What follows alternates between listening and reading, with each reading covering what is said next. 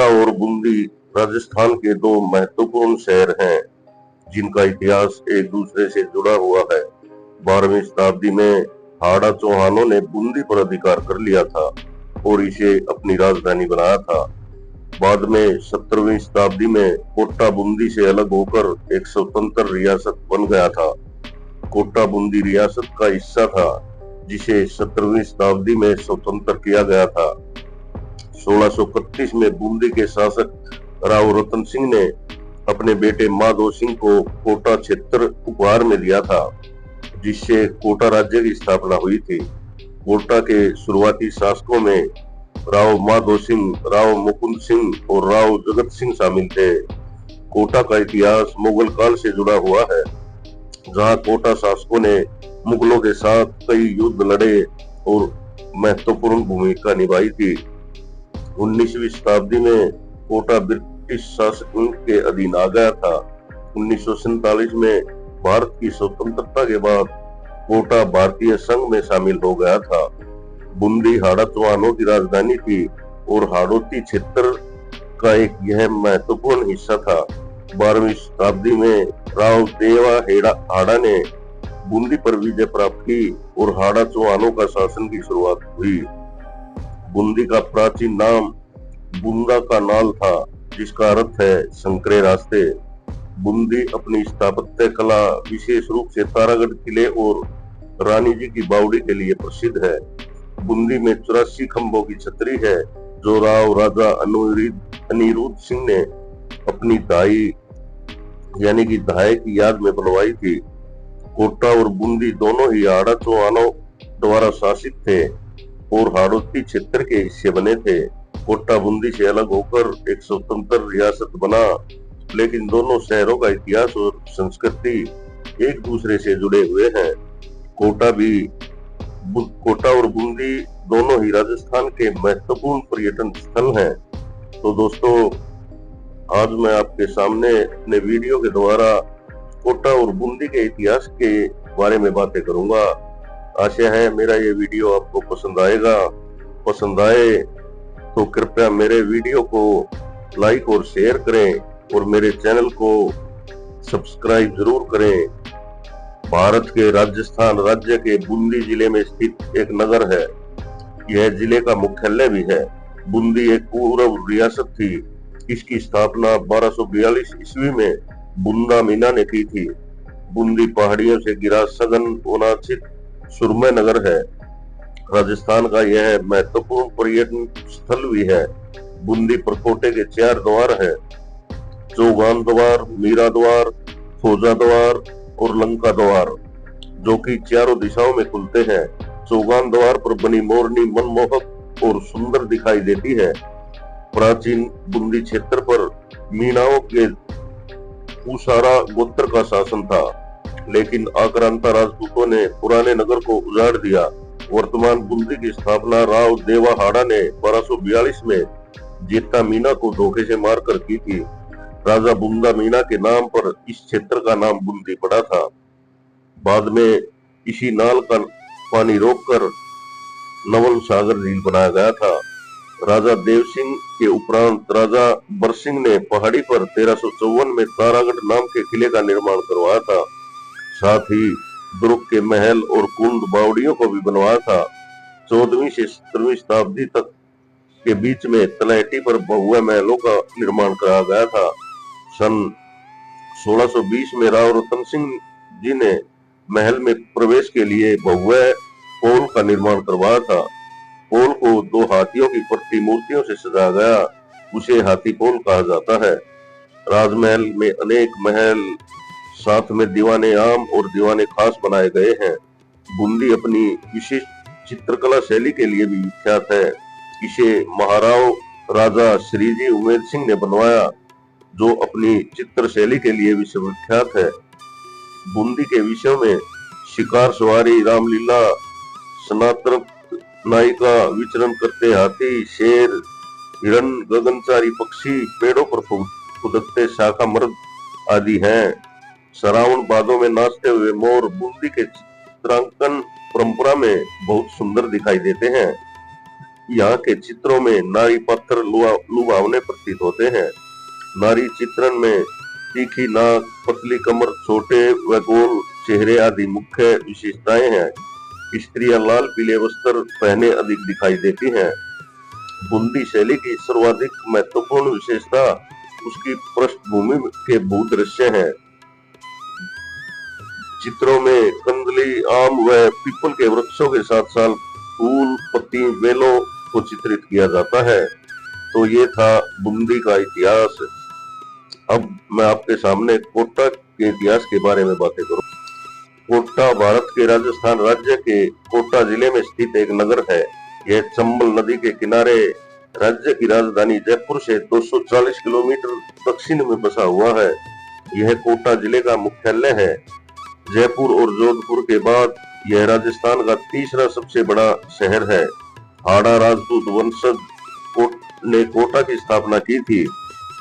कोटा राजस्थान का एक प्रमुख औद्योगिक शैक्षणिक शहर है। यह नगर राष्ट्रीय राजमार्ग 27 और राष्ट्रीय राजमार्ग 52 पर स्थित है। दक्षिणी राजस्थान में चंबल नदी के पूर्वी किनारे पर स्थित कोटा उन शहरों में है जहां औद्योगिकरण बड़े पैमाने पर हुआ है। कोटा महलों, संग्रहालयों, मंदिरों और बगीचों के बीच एक लोकप्रिय नगर है। यह नगर नवीनता और प्राचीनता की अनूठी मिसाल है। यहाँ एक तरफ शहर के प्राचीन स्मारक बोध कराते हैं, वहीं चंबल नदी के किनारे पर हाइड्रो इलेक्ट्रॉनिक प्लांट और मल्टी मेटल उद्योग आधुनिकता का एहसास कराते हैं। यह शहर हाल ही में वर्ल्ड ट्रेड फोरम की सूची में दुनिया का 7वां सबसे ज्यादा भीड़ भाड़ वाला शहर बना। कोटा अपने बागों के लिए भी प्रसिद्ध है। कोटा को देश की शिक्षा नगरी के रूप में भी पहचाना जाता है। कोटा चंबल नदी के पूर्वी तट पर स्थित है। यह राजस्थान राज्य के दक्षिणी भाग में आता है। यहाँ की ऊंचाई 271 मीटर समुद्र तल से है। कोटा जिले के उपखंड मुख्यालय सांगोद, दिगोद, राजंगमंडी, लाडूपुरा, कनवास व इटावा इसके मुख्य उपनगर हैं। कोटा की विशेष सूती व कोटा डोरिया, साड़ियां, कोटा स्टोन, कचौरी के लिए भी यह प्रसिद्ध है। कोटा को शिक्षा नगरी के रूप में भी जाना जाता है। एक स्वतंत्र राज्य के रूप में यह स्थापित हुआ था। माधो सिंह यहाँ के प्रथम स्वतंत्र शासक थे, जो प्रथम स्वतंत्र शासक के रूप में गद्दी पर बैठे थे। चंबल नदी के पूर्वी तट पर 17वीं शताब्दी में बना एक किला है जिसका नाम है सिटी पोर्ट पैलेस। कोटा का यह मुख्य आकर्षण है। इस किले का परिसर राजस्थान के सबसे विशाल किले परिसरों में से एक है। 17वीं शताब्दी में बना हाथीपोल किले का प्रवेश का खूबसूरत प्रवेश द्वार है। किले के बुरुज, बालकोनी, गुंबद, प्रकोटे बेहद आकर्षक हैं। राव माधव संग्रहालय, यह संग्रहालय पुराने महल में स्थित है और इसे राजस्थान के सबसे बेहतरीन संग्रहालयों में माना जाता है। कोटा राज्य के प्रथम शासक राव माधो सिंह के नाम पर संग्रहालय का नाम रखा गया है। संग्रहालय में कोटा की खूबसूरत पेंटिंग, मूर्तियों, तस्वीरों, हथियारों और शाही वंश से संबंधित अनेक वस्तुएं देखी जा सकती हैं। जगमंदिर महल, यह महल कोटा की एक रानी के द्वारा 1740 ईस्वी में बनवाया गया था।